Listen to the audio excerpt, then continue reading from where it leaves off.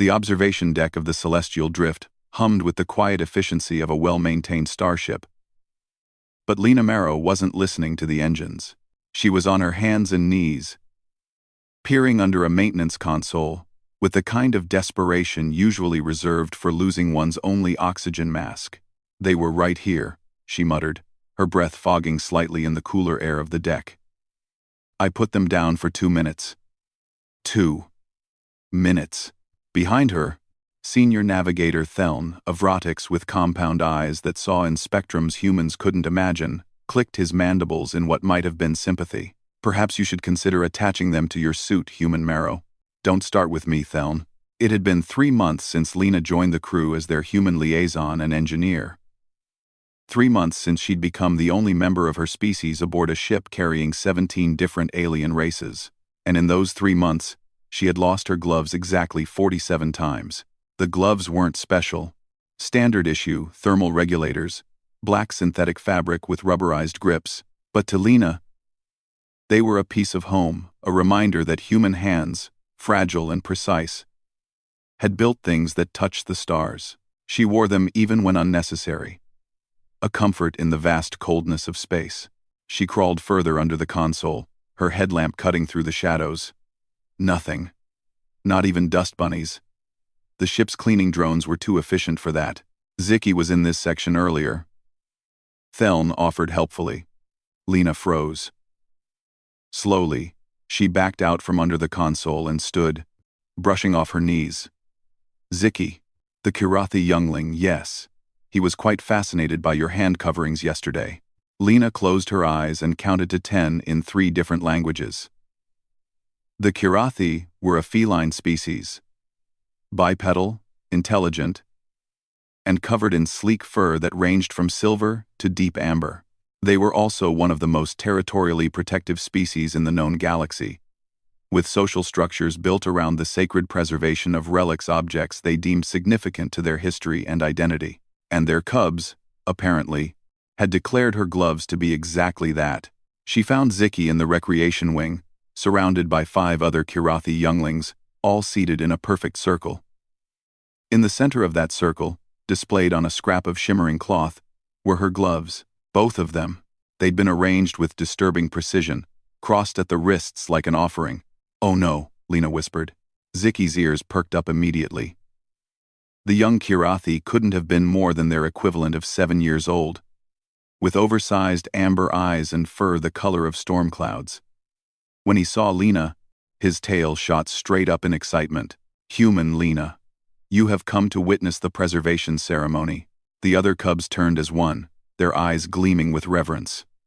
One of them, a smaller cub with white-tipped ears, began to hum a low, thrumming sound that made Lena's bones vibrate. "Ziki, buddy, those are my gloves. I need them back." The humming stopped. 6 pairs of eyes stared at her in shock. "But they are relics," Ziki said slowly, as if explaining something to a very small child. "You discarded them. We found them abandoned. They are now under our protection." "I didn't discard them. I set them down." "You left them." Another cub chimed in, her voice solemn. "The leaving is the first sign of relic status. It is known." Quote. Quote. Lena pinched the bridge of her nose. In Kirathi culture, objects left behind by their owners 3 times became communal property. Sacred items to be preserved and honored. She'd read about it in the briefing files but hadn't thought it would apply to her gloves. She'd been wrong. "Look," Lena knelt down to their level, trying to keep her voice gentle. "I understand this is important to you, but humans, we don't have that tradition.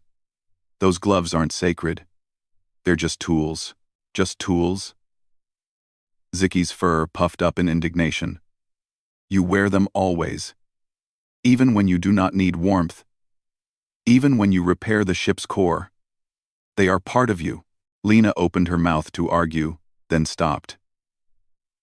He wasn't wrong. She wore those gloves like armor, like a second skin. They were a connection to Earth, to cold winter mornings and her father's workshop, to the first time she'd held a wrench and understood that her hands could build worlds. They're important to me, she admitted quietly. That's why I need them back. The cubs exchanged glances, their tails swishing in agitation.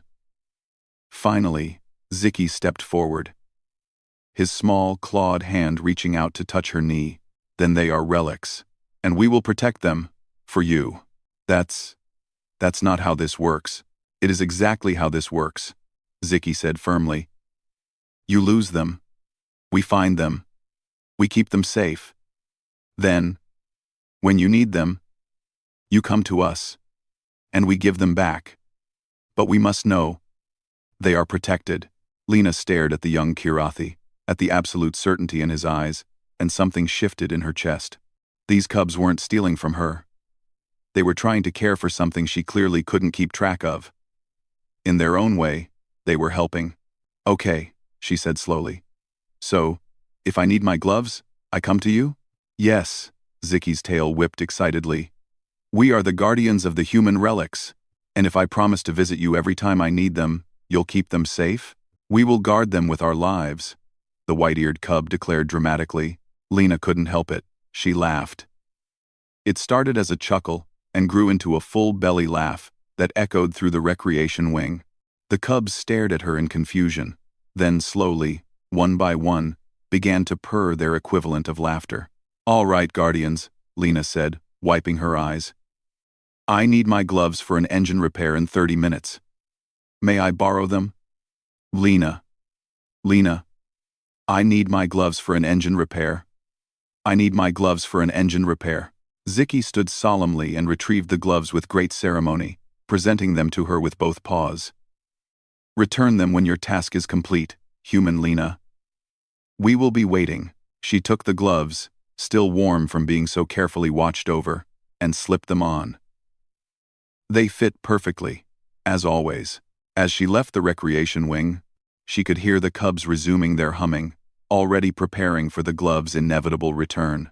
And for the first time since joining the Celestial Drift, Lena Marrow felt like she was exactly where she belonged, surrounded by beings who understood that even the smallest human things were worth protecting. She lost her gloves again 4 hours later. But this time, she knew exactly where to find them.